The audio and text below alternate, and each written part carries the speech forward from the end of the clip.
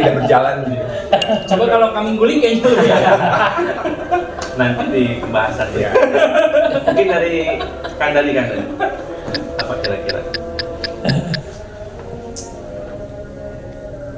Ya komunikasi. Kan masih komunikasi. Jadi begitu susah untuk menyampaikan. Jadi komunikasi itu simple diucapkan, ketika dipraktekkan banyak kesulitan-kesulitan. begitu pun saya agak kesulitan Komunikasi gitu kan.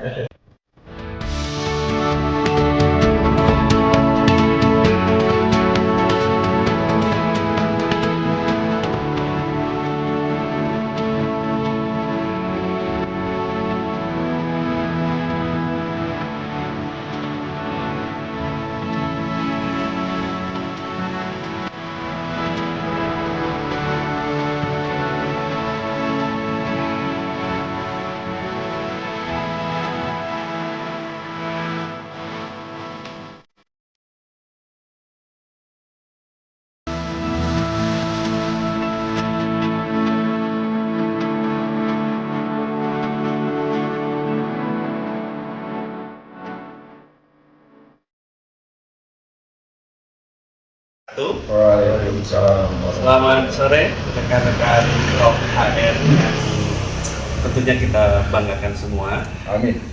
Hari ini kita akan coba membahas beberapa topik yang menarik, mengingat dunia industri ini sedang menggeliat di Subang ya. Di sini juga sudah hadir beberapa para praktisi-praktisi HR di wilayah Subang, yang pada kenyataannya beliau ini sudah sangat banyak sekali malang melintang bagaimana pergulatan HR ya di wilayah Subang. Perlu diketahui sahabat Top HR semua, saya mengutip salah satu sosiolog ya kenamaan, di mana tahun 93 Bekasi itu memulai sebagai salah satu wilayah yang bermigrasi dari pertanian ke industri. Dan dinamika itu sebenarnya sudah saat ini juga sudah terjadi ya di Subang. Banyak kondisi-kondisi yang sebenarnya baik itu untuk para pemerintah khususnya sebagai regulatory, kemudian ada pengusaha. Ya, saya yakin para rekan-rekan juga di sini semua memahami. Satu pasti dari regulatory sebagai pemerintah, kemudian yang kedua pengusaha atau pemberi kerja, dan yang terakhir adalah sebagai karyawan atau pekerja. Dan dinamika itu pasti tidak akan pernah berhenti. Maka dari itu kita hari ini coba ingin menginisiasi bagaimana sih mau dibawa kemana nih sebenarnya kita. Karena Subang ini kawah candra di muka industri, tapi ketiga elemen tadi saya meyakini belum ready untuk bisa mempersiapkan bagaimana opportunity itu bisa dikemas sehingga berdampak terhadap kesejahteraan semua pihak. Oke, tanpa perlu panjang lebar, saya coba announce dulu nih kira-kira pertama ini yang hadir yang sudah sangat berpengalaman banget menurut saya ya. Juga luar biasa Ya. bisa di luar saya Pak. Bisa di luar. Mungkin pertama dari beliau dulu, silakan. Dani Dari mana Pak Dani? praktisi HR dari perusahaan PMA di Subang Di Subang. Bergerak di bidang apa? Pak? dan tekstil. Tekstil. Oke, ini lagi asik-asiknya ya tekstil ya. Betul lagi asik. Tapi gimana kondisi bisnis saat ini? Normal sih. Normal ya? Tahun ini memang berasa sekali ya. Ada beberapa regulasi, cuman memang kita mencoba untuk normal dan jalan. Oke. Semoga terus sesuai harapan, KPI-nya tercapai semua ya. Kemudian yang kedua, ini yang pakai sweater biru langit ini ya. Halo Dan guys. ternyata kacamatanya berbeda, harusnya biru juga. Karena silo Pak saya. Monggo Pak, coba di announce dulu nih. Skill dulu, skill. Iya, skill dulu silakan. Oke, baik, perkenalkan nama saya Hendra. Kebetulan saya juga masih tetanggaan dengan Pak Dani, satu kawasan. Saya di industri tekstil Paku Mintawan Benang, PT Pondobo Tekstil. Baik. Dari mana? Kalau tadi kan Pak Dani, dari mana Pak Dani? PMA-nya Subang. Oh, PMA-nya Korea. Korea. Dari Pondobo dari mana? PMA Jepang. Jepang. Oke, Korea, Jepang, ini masih Asia. Ya. Ya. Gimana kondisi bisnis sekarang Pak Hendra? Kalau untuk kondisi sekarang, mungkin semuanya sama ya, tertatih-tatih mungkin, tapi berusaha untuk survive. Ya itu tadi apa yang dibicarakan bukan cuma di awal gitu, untuk sinergi dari ketiga elemen tadi ya. Nah ini mungkin nanti kita bahas sama-sama mensiasati ke depannya harus seperti apa sih ibaratnya survive gitu ya, mempertahankan yang menjadi dapur kita supaya tetap ngebul ya. nah itu Karena ngebulnya perusahaan berdampak ngebulnya ke rumah kita masing-masing. Betul. Ya, betul tidak? ya betul setuju. Oke, terima kasih Pak Dhani, Pak Hendra. Satu lagi ini yang Tidak kalah asik, luar biasa ini. Ya. Sebagai ketua, beliau sebagai ketua. Silakan mungkin Pak. Halo teman-teman, selamat siang. Hari Jumat yang agak mendung ini saya pikir menjelang weekend biasanya moodnya mulai membagus ya, dan saya kira itu bisa kita manfaatkan untuk menjadi lebih produktif. Padahal pikirannya di rumah. Pikirannya di rumah. Ya saya pikir ini hal yang positif buat kita, ngobrol hal yang Santai lah. santai tapi ada daging yang bisa kita coba publikasi melalui podcast seperti ini. Saya pribadi, saya asli Subang, saya Asep. Saya berkarir dari pertama selesai kuliah itu di Subang terus. Pertama saya bekerja itu di PMA Korea, industrinya industri tas. Lalu setelah itu saya pindah ke PMA Taiwan. Industrinya mirip tapi ini lebih kepada aksesoris musim dingin kayak topi rajutan, sarung tangan rajutan, shawl, dan hal-hal yang bersifat untuk kebutuhan musim dingin. Jadi menurut saya ini hal yang positif untuk kita garap bersama, karena bagaimanapun perlu hal yang sifatnya itu kita gaungkan bersama. Jangan sampai Subang ini mati sebelum berkembang. Artinya sorotan nasional itu lagi sering banget ke Subang. Lagi seksi sekali. Iya. Ya kan, media-media nasional, terus media-media lain Isu juga nasional. gitu kan. Dan jangan sampai Subang sedang mendapat momentum ini terlalu pasif gitu kan. Kita sebagai para praktisi di dunia SDM perlu juga sedikit banyaknya Saya juga sempat nanya bagaimana kondisi bisnis di masing-masing ya teman-teman semua. Nah saya juga tanya ke beliau, ke Pak Asep, gimana Pak Asep sekarang kondisi dinamika di perusahaan Pak Asep sendiri? Ini panggilannya Kang Asep apa Kang Gun nih? Oh boleh aja. Kang aja berarti ya. Kang aja ya. Ya, Yang lebih umum kan. ya oke. Kang Asep gimana Kang Asep? Sejauh mana sih kondisi bisnis sekarang yang Kang Asep sedang coba pimpin ini? siap. Memang seru ya, apalagi kalau kita lihat kondisi geoekonomi sekarang, di mana Amerika sebagai negara yang punya ekonomi terbesar di dunia ini sedang mengeluarkan kebijakan-kebijakan yang membuat negara lain itu kelabakan.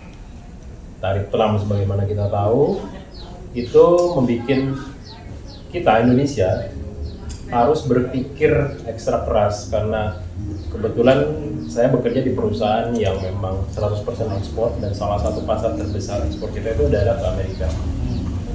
Itu ada gejolak karena memang dinamikanya luar biasa ketika Indonesia terancam dengan tarif kalau nggak salah 32% ya kemarin ya di awal itu. Sekarang udah di 19%. Ya betul. Nah di awal itu kan kita dikasih tenggat waktu sampai tanggal 9 Juli ya. Dan setelah tanggal 3 Juli itu akan ada berlaku tarif baru. Itu kenapa saya highlight, karena memang sebelum tanggal 9 Juli itu customer kami, terutama yang datang dari Amerika, dia menarik order atau membuat schedule ekspor itu jauh lebih awal. Dampaknya adalah ketika semua brand atau mayoritas brand yang ngasih order ke kita itu mau mengepush factory untuk lebih awal ekspor, maka itu akan terjadi dinamika luar biasa pada saat proses produksi. Tadinya misalnya lead time-nya 90 hari untuk ekspor, maka semuanya masuk kepada lead time yang lebih pendek. Dampaknya adalah kita harus atur strategi bagaimana kita produksi kita itu bisa capai target, bisa shipment atau ekspor sebelum tanggal 9. Nah, salah satu respon dari kami adalah walaupun memang ini bisa dibilang blessing in disguise ya, karena di satu sisi ada gejolak geoekonomi yang membuat order buyer itu harus lebih awal di ekspor. Di satu sisi strategi kami adalah merekrut orang lebih banyak untuk bisa mengejar target agar bisa shipment lebih awal gitu. Nah, di tahun ini itu kita menambah karyawan jauh lebih banyak dibanding tahun-tahun sebelumnya. Itu sekitar 50% ada penambahan karyawan baru agar bisa mengejar ekspor tersebut. Dan itu yang memang kami rasakan di perusahaan agar apa ya, sekali lagi geopolitik itu sangat berpengaruh sekali geoekonomi. Jadi kami kelabakan bagaimana mengatur strategi mensiasati agar regulasi tetap kita lakukan, misalnya regulasi agar kita tidak kelebihan overtime ataupun hal-hal lain yang bisa melanggar peraturan yang sudah ada. Tapi di satu sisi kita harus mengikuti standar atau requirement brand untuk bisa on time delivery. Itu ya challenging yang memang luar biasa sekali. Oke, nah, saya kembali lagi kalau tadi banyak dinamika yang disampaikan, lalu implikasinya terhadap bisnis sendiri seperti apa? Apakah memang karena cepat ujung-ujungnya cost naik ya, kemudian kalau cost naik ya pasti keuntungan perusahaan pun secara tidak langsung akan berkurang. Ada nggak implikasinya seperti itu? Iya, jelas ketika kita meng-hire lebih banyak manpower maka labor cost akan nambah ya, dan itu memang sudah kita prediksi dari jauh-jauh hari. Di akhir tahun ini kita sudah melakukan kalkulasi ketika ada gejolak seperti ini, maka annual cost harus kita siapkan untuk skenario terburuk gitu kan. Dan untungnya itu bisa tercover dengan customer baru yang datang ke kami gitu kan. Oke, baik. Wow. Sebelumnya kebanyakan saya PMA, nah di Jepang, kemudian di Prancis, ya. Kemudian ada lagi juga dari kebanyakan Eropa. Lebih banyak sih di Jepang. Saya 6 tahun di PMA Jepang, jadi sudah begitu kental dengan bagaimana kawasan Jepang. Kemudian baru bergeraklah ke Eropa. Dan saat ini yang pertama kali saya PMA dari Asia, ya, khususnya dari Taiwan, dan ini menjadi salah satu tambahan portofolio saya. Bagaimana bisa membantu industri ini untuk bisa bertumbuh juga. Kali mungkin seperti itu, Kang Dani. Luar biasa sekali ya, udah berkecimpung banyak banget nih di PMA semua ya. Luar biasa. Minum dulu kita. Minum dulu. Haus Pak. Luar biasa ini para Dua kopi hitam sama apa nih? Ini kan kembali lagi 3 stakeholder tadi pastinya sangat berpengaruh ya terhadap iklim industri yang ada dimanapun itu, ya, bukan hanya di Subang. Nah, saya ingin tahu dari akar-akaran semua, apa sih sebenarnya akar-akaran semua kan di opening tadi saya sedikit juga memberikan satu prolog ya, bahwa ada 3 aspek yang berpengaruh terhadap perkembangan bisnis. Yang pertama adalah regulatory, yang kedua adalah pekerja, yang ketiga adalah pembuat kerja. Nah, apa sih yang sebenarnya menjadi poin penting agar ketiga elemen ini bisa bersatu padu? Karena kalau masing-masing ya pasti keharmonisan itu tidak bisa dicapai dengan mudah. Barangkali dari siapa dulu yang akan coba? Kang Hendra sebagai praktisi hukum. Ya, kata kuncinya sih dari ketiga aspek tersebut, komunikasi yang harus dibangun. Cuman kan untuk sekarang ini komunikasi itu banyak cara ya, bisa berupa alat untuk menggunakan komunikasi. Yang terjadi selama ini yang banyak dari regulasi ya, khususnya tidak terkomunikasikan dengan baik kepada pengusaha sebagai yang menjalankan usahanya tersebut. Nah, di sini banyak terjadi pada akhirnya ya miskomunikasi. Nah, di sini terkadang pemerintah sebagai yang membuat satu regulasi minim sekali untuk sosialisasi khususnya yang dijalankan oleh setiap pengusaha. Kalau pekerja dengan yang memberikan kerja biasanya lebih kepada konflik hubungan industrial ya. Tapi kalau misalnya ketika kita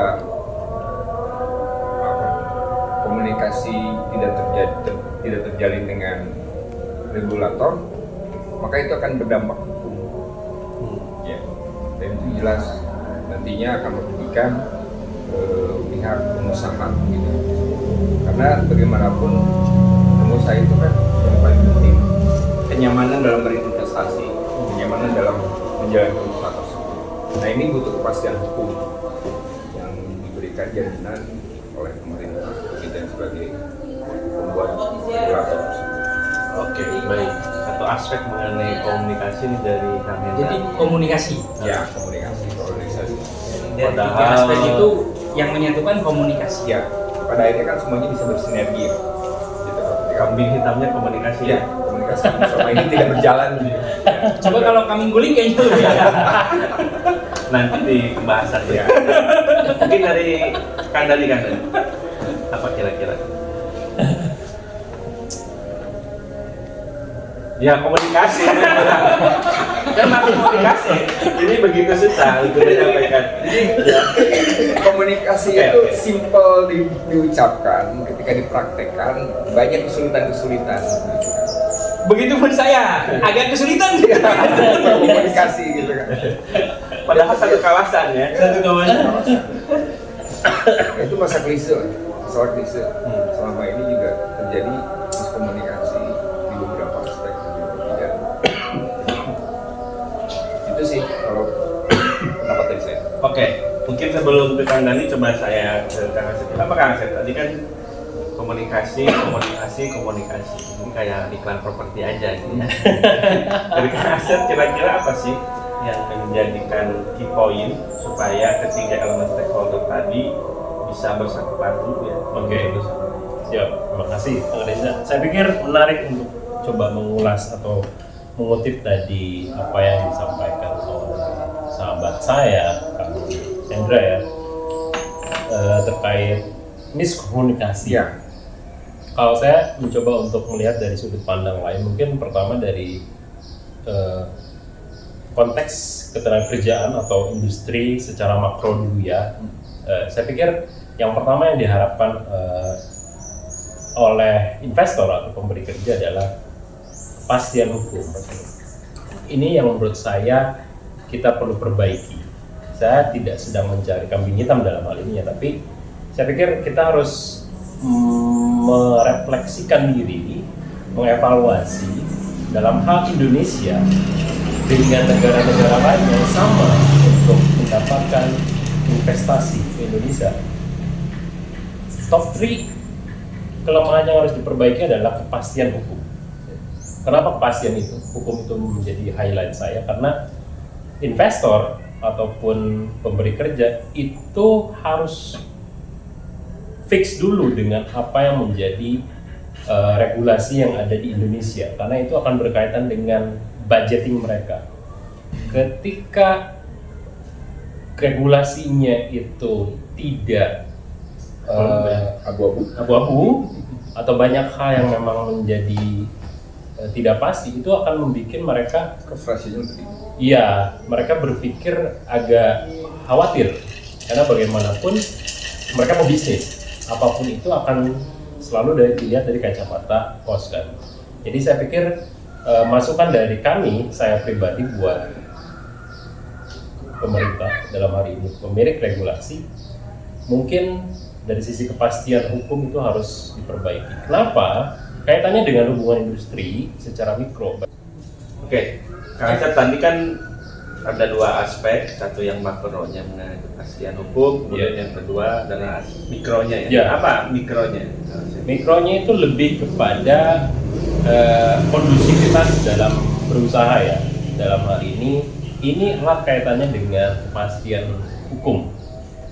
Misalnya kayak gini, ketika pemerintah mengeluarkan sebuah regulasi, ditambah komunikasi yang tidak efektif, dan juga isi dari regulasinya itu multitafsir, maka itu akan mendapatkan tafsir berbeda antara pemberi kerja dan juga pekerja. Ya. Untuk aspek apapun, karena pekerja itu akan melihat dari sisi kesejahteraan pekerja, jelas kacamatanya itu. Sementara pemberi kerja itu akan melihat bagaimana regulasi itu memberikan harmonisasi kondusivitas dalam bekerja sehingga mereka bisa nyaman. Nah, dalam hal ini kalau dua aspek itu tidak disamakan persepsinya, dua pihak itu tidak disamakan persepsinya karena regulasi yang abu-abu, maka itu akan menimbulkan gejolak perselisihan hubungan industrial yang tinggi. Ya, kalau bicara regulasi hukum, no comment deh, karena kalau dibahas nanti panjang ya. Tapi memang itu salah satu poinnya tadi dari supaya regulasi itu tidak terlihat abu-abu. Juga tadi mungkin komunikasi yang memang dari dua arah, jadi biar pasti dan jelas, mungkin seperti itu Kang Reja. Oke. Tapi perihal ini dari Kang Reja sendiri nih, barangkali ada insight dari Kang Reja sendiri dari tiga aspek ini. Saya nggak melihat dari sudut pandang saya sebagai praktisi ya. Justru saya melihat dari aspek saya sebagai entrepreneur juga. Kalau cakupannya luas banget, padahal sebenarnya untuk yang terkecil aja itu susah, ya itu juga akan berdampak ke yang besarnya. Ya contoh misalkan begini, kaitannya dengan sejauh mana setiap orang memiliki kepastian untuk membangun usaha aja, ya. Apakah didukung secara regulasinya? Ya sekarang aja jangankan untuk membangun usaha yang sifatnya skala besar, yang skala kecil aja andil dari beberapa pihak sebenarnya menurut saya pribadi itu sebenarnya kurang. Ya. Terlepas dari tadi aspek kepastian hukum, kemudian komunikasi, itu saya kira memang menjadi backbone-nya ya. Tapi sejauh mana bisa membangun bahwa opportunity bisnis itu didukung oleh semua pihak, menurut saya akses untuk ke arah sana menjadi lebih penting ya, karena tidak bisa dipungkiri kalau dari Kang Dani, Kang Hendra sama Kang Asep pastikan skop usahanya besar. Saya melihat bahwa kalau yang merintis dari kecil aja begitu struggling, ya bagaimana yang besar? Ya. Tapi tidak bisa dipungkiri lagi ketika itu berkembang, tiba-tiba contoh sederhana lah, misalkan kita ingin membangun satu produk yang sebenarnya membutuhkan satu labeling ataupun legalitas dari pemerintah, kan itu mengaksesnya susah. Ya. Ya. Dan bagaimana untuk yang besar, gitu kan? Ya yang kecil aja sifatnya begitu luar biasa susahnya, apalagi dengan investasi yang besar yang melibatkan banyak pihak, menurut saya juga itu sangat lebih jelimet lagi, ya. Dan saya kira sekarang menjadi penting kalau pertumbuhan Indonesia akan lebih baik sejauh mana semua pihak, terutama tiga elemen tadi, bisa mendukung satu sama lain, terutama untuk kepastian bagaimana membangun usaha. Saya yakin di antara akang-akang semua di sini sebagai owner yang sekarang bekerja di tempat masing-masing, kan itu berangkat bukan dari langsung tiba-tiba besar. Ya. Pasti dimulai dari sesuatu hal yang kecil. Dari yang kecil tadi, semua elemen itu saling mendukung satu sama lain. Ya perspektif saya sih itu. Ya, Kang Reja, makasih. Kalau dari sisi saya yang memang kebetulan saya di bekerja di bidang tekstil dan memang PMA Korea. Kalau dari aspek tadi yang memang muncul perihal regulasi dan komunikasi, mungkin untuk di wilayah saya sendiri itu lebih ke komunikasi ke lingkungan sekitar. Kemudian ke lingkungan sekitar ya dalam artian itu kebijakan perusahaan ataupun regulasi-regulasi yang sudah ada itu harus bisa dikomunikasikan dua arah. Jadi biar bisa bersinergi lah antara lingkungan sekitar dan juga perusahaan yang ada di situ.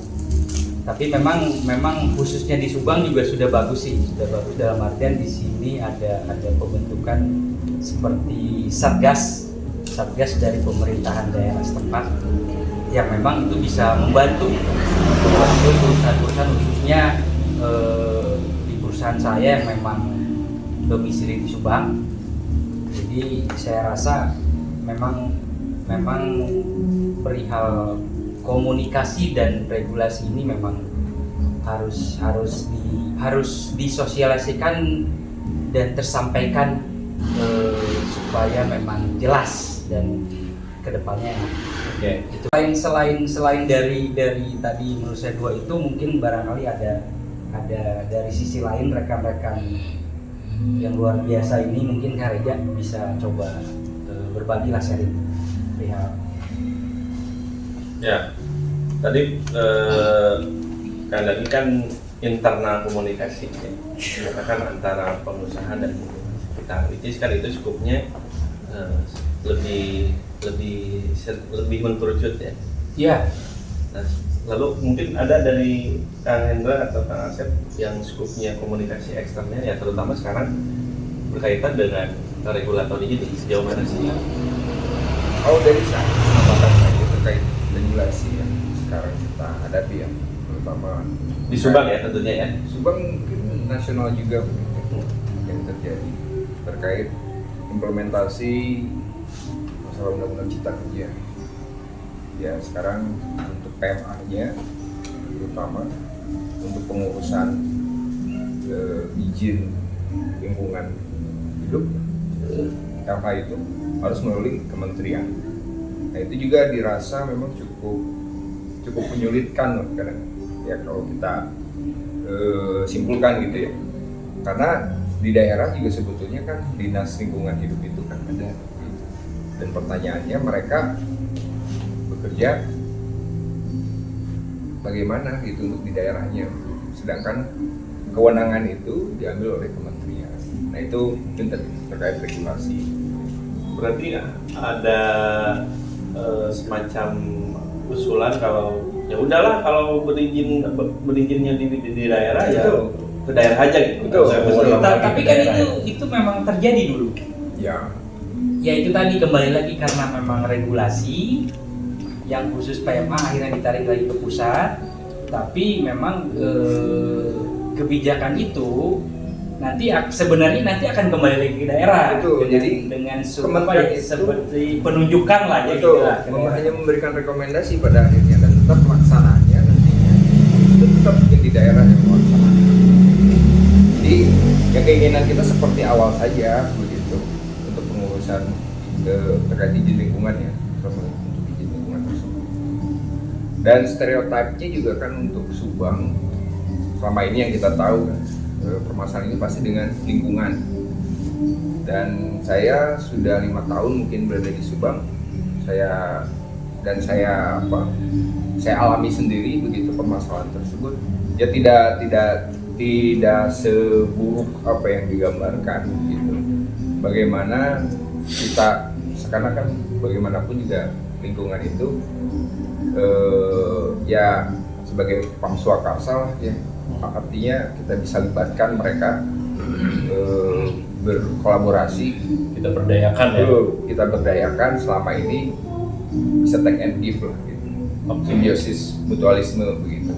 Dan keseriusan pemerintah daerahnya sendiri kan untuk saat ini sudah membentuk satgas ya.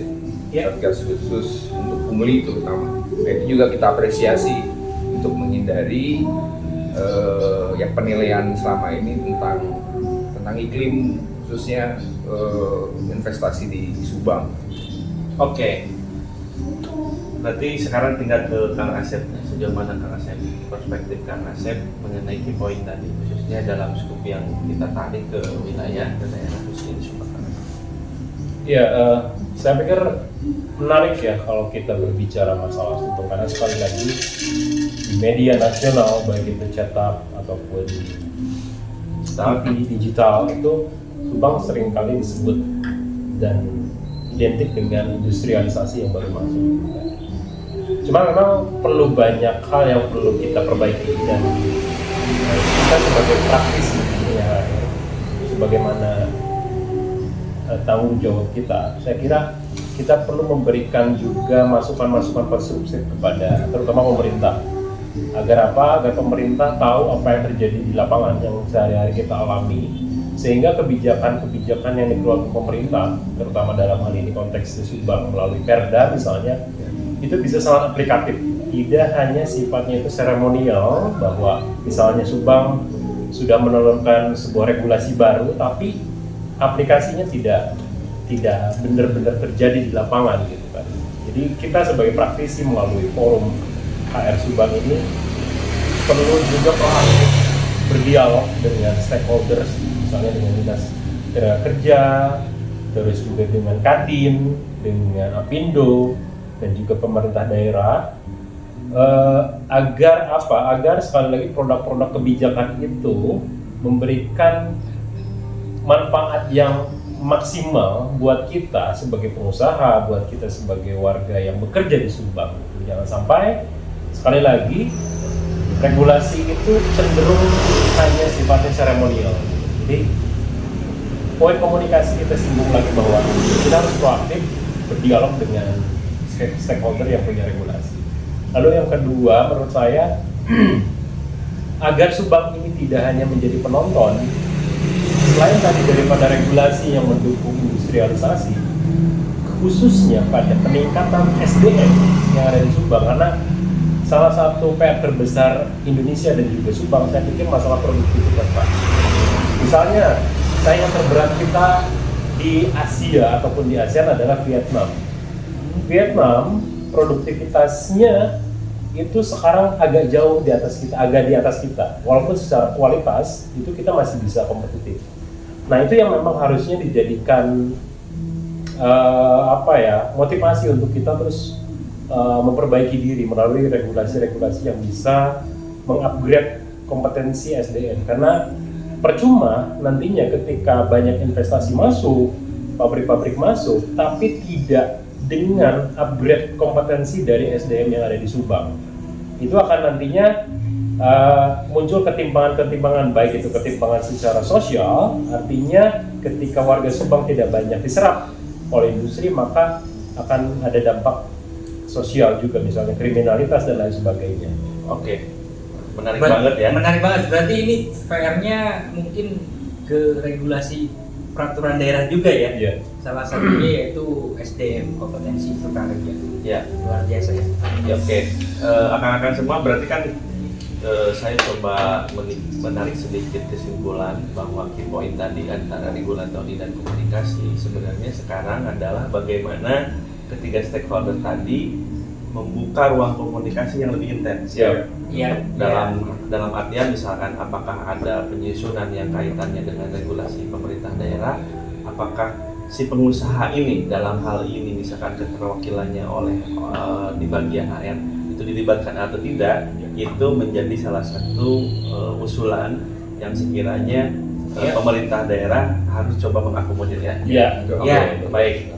Barangkali itu ya untuk poin yang penting yang saya rasa kita juga harus ikut mendorong agar hal itu bisa terlaksana. Kak, Ya. sebelum ditutup mungkin bertanya lagi apa pesan-pesan yang ingin disampaikan pemerintah masing-masing 1, 2, 3 Pak. Bentar. Oh belum closing. Minum dulu. Oh, iya. Nanti aku kasih info kayak ini. Tapi tadi bagus, momennya di capture kembali, dibuat rangkumannya, kemudian diinfokan kembali, itu bagus Pak. Nangkep poinnya. Tadi kan sesuai skenario Ya. nasional, Subang, belum implikasinya ke masing-masing. Baru nanti kita closing. Ya. Kata-katanya hari ini gitu. Nah, Well, boleh. Tapi kalau bisa kita tetap menyampaikan ada optimisme. Ya, ada pesan-pesan gitu ya. Artinya jangan sampai kecenderungan dari podcast ini nada pesimisme. Nah, itu. Karena kenapa saya tekankan optimisme agar Orang nggak melirik seperti itu nanti Iya. nanggapnya. saya minta ini satu Meskipun mungkin ada efek psikologis ya, ya. psikologis. Meskipun di depan ada disclaimer, ini hanya bincang-bincang santai, Dua, tapi akan lebih dua, bagus Bu. lagi kalau disampaikan, Pak. Ya, artinya kita memberikan edukasi kepada generasi di bawah kita agar mereka tidak harus skeptis, tidak harus ragu, tidak harus putus asa bahwa masih ada harapan loh berkaitan dengan industrialisasi di Subang. Dan optimis untuk dunia industri di Subang. Ya, Oke. 5, 4, 3, 2, 1. Tegang kamu.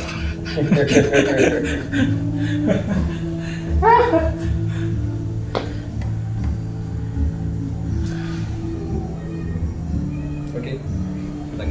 Ini perlu jadi proyek yang serius deh kita Wah, kan. Oh, iya. luar biasa ini. Tapi tong Iya. serius wae sih. Orang yang ngasih. Maksudnya serius secara proyek. Oh, proyeknya. Kalau packaging kita bisa kemas dengan lebih ringan lah gitu. Iya. Kali terlalu tegang. Ya. Mana? Baru. Nanti kasih feedback ke saya kalau seandainya kan terlalu serius ya. Nggak apa-apa. Maksudnya tadi masukannya gitu. Ya. Lengkap. Gak apa-apa, jadi nanti dari video akan terlihat oh ini gini harus tambah ini. Gak apa jadiin dulu nanti. Evaluasi ya. Saya selalu kebawa Terus. itu apa Iya. keseriusan banget gitu. Biasa. Jadi ini mah hubungan industri. Ya, kayak pacaran lah, harus serius lah. Masalah nikah atau enggak nanti urusan. Yuk, oke rekan-rekan Talk SDM yang hari ini luar biasa semangatnya ya. Tadi kan kita sudah membahas dua scoop dari aspek nasional ataupun global, kemudian kita sudah turunkan ke wilayah khususnya Subang. Nah, saya ingin tahu bagaimana sih dinamikanya terkait dua key point tadi di masing-masing tempat kita mencari nafkah nih ya. Mungkin dari Kang Hendra dulu, bagaimana Kang Hendra? Kalau saya sih tetap optimis ya, optimis baik dari pemerintahan pusat maupun daerah, karena itu juga salah satu program pemerintah pusat menawarkan investor, ramah pada investor gitu ya. Begitupun juga dengan yang ada di region. Untuk saat ini perubahan-perubahan yang dilakukan oleh kedinasan gitu, mereka juga nyebut bola lah ibaratnya. Setiap apa yang kita komplainkan lah gitu ya, mereka juga aware, langsung ada tindakan yang mereka lakukan. Langsung Real time ya? betul, kadang langsung turun ke lapangan juga, mereka coba mencari penyelesaian permasalahan yang ada di teknis di lapangan. Ya itu sih yang saya apresiasi ya pertama semua stakeholder yang ada di region Subang. Oke, baik. Terima kasih Kang Hendra. Mungkin dari Kang Asep, gimana Kang Asep? Oh, oke. Saya kira bagaimanapun kita perlu menyambut positif ya semua hal-hal yang sifatnya itu terkait industrialisasi di Subang. Dan saya pun tidak menutup mata bahwa Pemda dalam hal ini sudah melakukan gebrakan-gebrakan positif ya. Dan saya banyak berharap sekali kepada Bupati Subang yang baru, Pak Renaldi, halo, sukses. Ya saya kira dengan usia yang masih relatif muda, energinya masih sangat luar biasa dan fokusnya juga salah satunya ke dunia industri dan dunia ketenagakerjaan. Saya kira bakalan ada hal-hal atau kebijakan-kebijakan positif lainnya yang memang itu bisa membuat Subang jauh lebih kompetitif ya, sebagai destinasi investasi. Sejauh ini sih kalau untuk konteks di tempat saya bekerja, tempat saya nyari nafkah, alhamdulillah kita masih kondusif, kita masih bisa berjalan dengan aman dan lancar. Dan kita sebagai pihak HR yang memang harus proaktif juga berdiskusi langsung dengan decision maker. Jangan sampai kita pasif ketika dinamika regulasi, dinamika ekonomi global yang tidak pasti ini, kita respon dengan pasif. Jadi kita harus update selalu informasi-informasi terbaru dan update selalu hal-hal yang berkaitan dengan dunia industri, sehingga decision maker, pimpinan kita itu langsung paham apa yang terjadi dan juga bisa mengantisipasi kalau seandainya ada hal-hal yang itu berpengaruh pada operasional perusahaan. Oke, berarti sesuai dengan slogannya ngabret lah ya. Ngabret. Ngabret. Dari Kang Dani barangkali apa sih? Dari sisi Bentar. Bergeser tuh kamera. Jauh deh Pak. 3, 2, 1. Oke, sedikit saja. Jadi untuk para rekan-rekan praktisi khususnya HR, juga SDM khususnya di wilayah Subang, tetap semangat, tetap optimis karena Subang Lagi seksi-seksinya. lagi seksi-seksinya. Jadi tinggal nanti komunikasi dan regulasi saja mungkin lebih diperkuat di intens lagi lah. Pakai obat nggak? Mungkin biar lebih gereng mungkin ya. Tapi bagus natural Pak. Kalau obat bersifatnya Efek samping sementara. ya. Ada efek sampingnya ya. Tapi kalau obat apa dulu nih? Itu. Jadi intinya sehat-sehat dan tetap semangat saja lah. Itu. Aspek nasional udah, Sudah. ya. Kemudian secara aspek Regio. kesubangannya sudah, dan kemudian juga di aspek terkecil di lingkungan. Ya. Saya ingin tahu apa sih kira-kira kesan-kesan yang ingin disampaikan oleh rekan-rekan semua di forum kita hari ini, yang pasti saja juga akan memberi satu Diskusi sore ini lah ya. Satu tuh.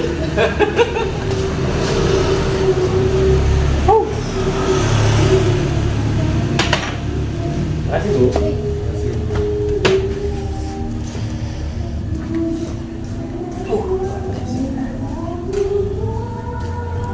Oke.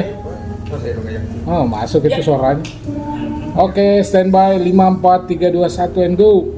Oke, mulai dari siapa nih? Apa sih yang ingin disampaikan? Untuk kesan-kesan diskus kita hari ini mungkin ya, saya ini appreciate sekali kalau bahasa ininya mungkin terkagum-kagum karena WOW ya memang kita harus sering Pak diskusi seperti ini. Jadi kita coba mencurahkan apa yang menjadi keluh kesah kita dan mudah-mudahan kita bisa juga menyimpulkan dari hasil pembicaraan ini, mudah-mudahan menjadi satu bahan nantinya yang bisa kita bawa ketika kita berhadapan dengan stakeholder yang punya kebijakan tersebut. Oke. Ya. Dari Kang Asep apa? Oke, saya pikir untuk tema industrialisasi di Subang perlu kita sambut dengan positif ya, jangan sampai pesimisme yang kita kedepankan. Dan saya yakin bahwa pemerintah daerah, dalam hal ini pemerintah Subang, juga sudah menyiapkan strategi-strategi bagaimana agar Subang ini bisa menjadi wilayah yang industrialisasinya itu memberikan dampak pengembangan ekonomi yang masif, terutama dalam hal aspek penyerapan tenaga kerja. Jangan khawatir, saya pikir warga Subang perlu optimis bahwa Pemda Subang, Pemprov Jawa Barat sudah menyiapkan hal-hal yang nantinya pro sekali kepada warga Subang untuk bisa diterima di industri dan tetap lakukan perbaikan-perbaikan, tetap lakukan pengembangan diri agar industrialisasi datang itu kita sambut dengan kompetensi yang mantap. Oke, baik. Rekan-rekan Talk SDM, mungkin itu diskusi kita, ngobrol-ngobrol kita sore hari ini. Mudah-mudahan apa yang menjadi insight yang sudah dibahas pada sore hari ini akan berdampak positif terhadap industri. Sampai ketemu di selamat sore. Dadah.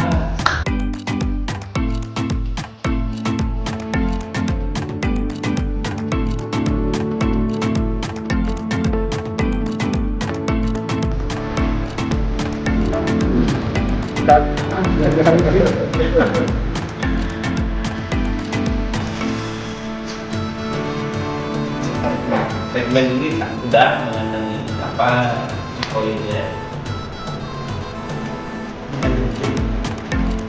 Boleh nggak cakap? Setengah jam Pak. Paling semuanya kayak udah. Tidak. Kalau ini itu dulu. Coba lagi dan semua. Tahu nama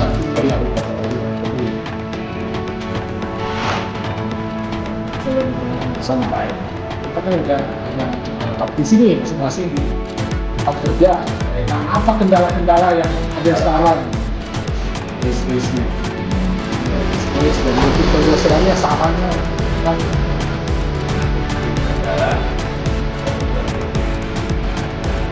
Oh ini,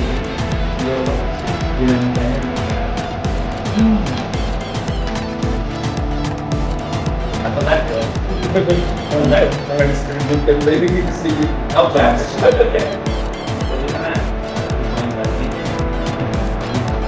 Iya, mungkin dulu kan lebih ke nasional ya. Nah, sekarang solusikan di regional semua.